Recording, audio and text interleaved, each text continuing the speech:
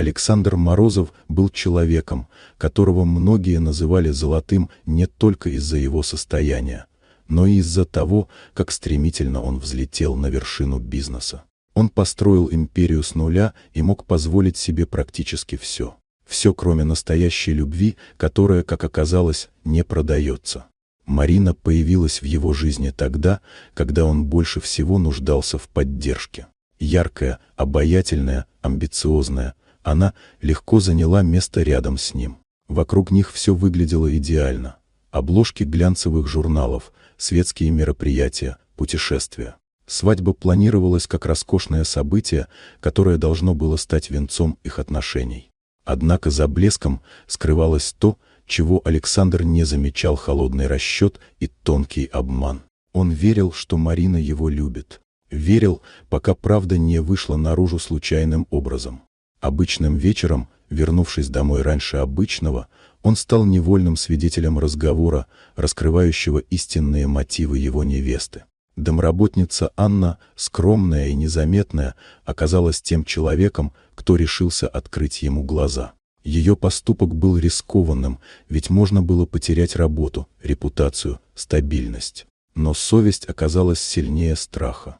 Просмотрев запись, Александр впервые за долгое время почувствовал, как уходит почва из-под ног. Его обманули. Причем не кто-то чужой человек, которого он собирался назвать женой. Боль смешалась с облегчением. Он осознал, что спасен от будущего, построенного на лжи. Свадьба была отменена. Без скандалов, без публичных заявлений. Он просто вышел из этой истории, поставив точку. Анна осталась работать в доме. Сначала их отношения были осторожными, официальными. Но со временем Александр начал замечать в ней то, чего никогда не видел в других женщинах. Она не пыталась произвести впечатление.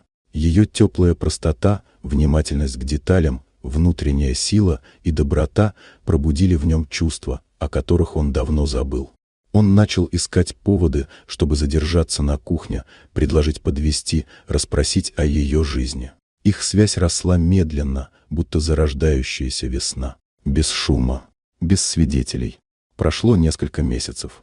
Он уже знал это, и есть то самое чувство, которого он искал всю жизнь. Настоящее, тихое, надежное.